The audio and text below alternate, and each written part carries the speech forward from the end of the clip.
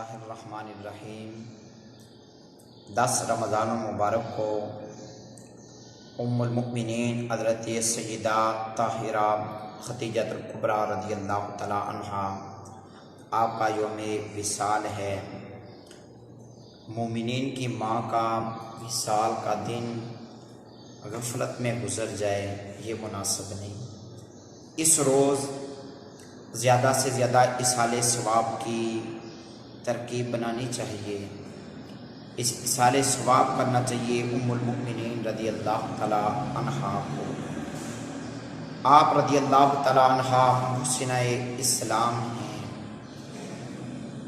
نبی اکرم صلی اللہ علیہ وسلم کی خدمت گزار ہیں، سب سے پہلی خاتون جنہیں نبی اکرم صلی اللہ علیہ وسلم کی زوجہ ہونے کا شرف نصیب ہوا وہ جناب حضرت سیدہ ختیجہ الکبریٰ رضی اللہ تعالی عنہا آپ ہیں۔ اعلیٰ حضرت رضی اللہ تعالی عنہ آپ نے آپ کی شان اس انداز سے بیان کی کہ سیدی ماں، پہلی ماں، کہف امن و اما، حق گزار رفاقت پہ لاکھوں سلام، حق گزار رفاقت پہ لاکھوں سلام، یعنی آپ رضی اللہ تعالیٰ عنہ کو یہ شرف نصیب ہوا ہے کہ آپ نے رسول اللہ صلی اللہ علیہ وسلم کی کمال درجے کی خدمت کی۔ اللہ نے آپ کو یہ شرف دیا، آپ کو اس کام کے لیے منتخب کیا کہ آپ امام الانبیاء کی خدمت کریں۔ حضرت سیدہ ختیجہ الکبریٰ رضی اللہ تعالی عنہا آپ وہ عظیم ہستی ہیں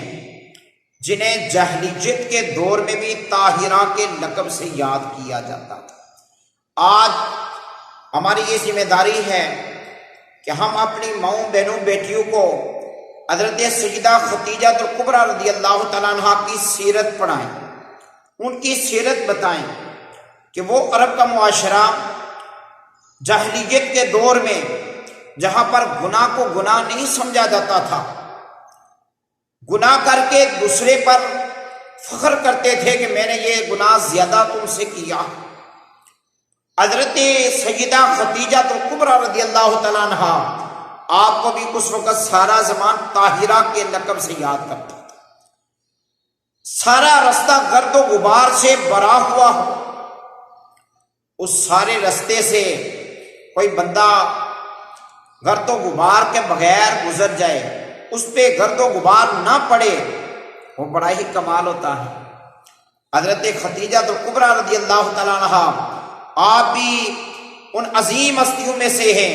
کہ آپ نے اس وقت زندگی پاکیزہ زندگی گزاری۔ آپ رضی اللہ تعالیٰ عنہا ایک روز آرام فرما ہے، آپ نے خواب دیکھا کہ چاند پہلے آسمان پہ چمک رہا ہے، اچانک آپ کی گود میں آ جاتا ہے جس کی روشنی پوری کائنات پہ پھیل جاتی ہے۔ صبح ہوئی، آپ جناب حضرت ورقہ بن نوفل ان کے پاس گئے، جا کے انہیں عرض کی کہ جناب میں نے یہ خواب دیکھا ہے، آپ اس کے بارے میں کیا فرماتے ہیں؟ حضرت ورقہ بن نوفل کہنے لگے کہ یہ جو خواب آپ نے دیکھا ہے اس کی تعبیر یہ ہے کہ نبی آخر الزمان صلی اللہ علیہ وسلم کے نکاح میں آپ جائیں گے، آپ کے گھر سے ساری کائنات میں روشنیاں پھیلیں گی۔ حضرت ختیجہ الکبریٰ رضی اللہ تعالی عنہا آپ کے غلام نے بھی تجارت کے سفر میں جو رسول اللہ صلی اللہ علیہ وسلم کے معجزات دیکھے، آپ کا غلام جو میسرہ تھا، انہوں نے آ کے ساری صورتحال بتائی کہ پیارے آقا علیہ الصلوۃ والسلام کی امانت داری کتنی ہے۔ آقا علیہ الصلوۃ والسلام کے جن معجزات کا ظہور ہوا کہ اگر کہیں پہ آرام کرنا ہوتا تو 2 فرشتے آ کے چھاؤں کر دیتے تھے، دھوپ آپ پہ نہیں ہونے دیتے تھے۔ ذکر معجزات کا بھی ذکر کیا، آپ بڑی متاثر ہو۔ حضرت سیدہ کائنات سیدہ ختیجہ الکبریٰ رضی اللہ تعالیٰ عنہا آپ کی عمر مبارک 40 سال ہے، پیارے آقا علیہ الصلوۃ والسلام کی ظاہری عمر مبارک 25 سال ہے، تو آپ کا نکاح آپس میں ہو گیا۔ 25 سال تک حضرت خدیجہ الکبریٰ رضی اللہ تعالیٰ عنہ نے حضور علیہ الصلوۃ والسلام کی خدمت کی ہے، اور پھر آپ کو یہ اعزاز حاصل ہے کہ جب پہلی وحی نازل ہوئی تو خواتین میں سب سے پہلے حضور پر ایمان لانے والی حضرت سیدہ خدیجہ الکبریٰ، اور پھر آپ کو یہ اعزاز حاصل ہے کہ آپ نے سب سے پہلے حضور کی نعت کہی۔ جب آقا علیہ الصلوۃ والسلام غار حرا سے واپس آئے تو آپ نے ساری صورتحال بتائی کہ اس اندازے مجھ پہ وحی نازل ہوئی ہے، تو آپ نے حضور کی شان بیان کی۔ حضور آپ تو بڑے سخی ہیں، آپ تو لوگوں پہ رحم کرنے والے ہیں، آپ لوگوں کی مدد کرنے والے ہیں، آپ پہ مشکل وقت نہیں آ سکتا، یقیناً اللہ پہ کرم فرمانے والا ہے۔ حضرت سیدہ طاہرہ خدیجہ الکبریٰ رضی اللہ تعالی عنہا آپ ایک مرتبہ حضور علیہ الصلوۃ والسلام کی بارگاہ میں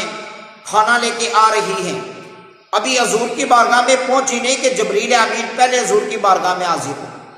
عرض کی یا رسول اللہ صلی اللہ علیہ وسلم، سیدہ خدیجہ الکبریٰ رضی اللہ تعالی عنہا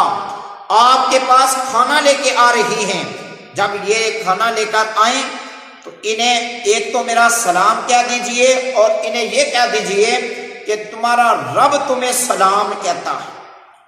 اور پھر یہ بشارت بھی دے دیجئے کہ رب ذوالجلال نے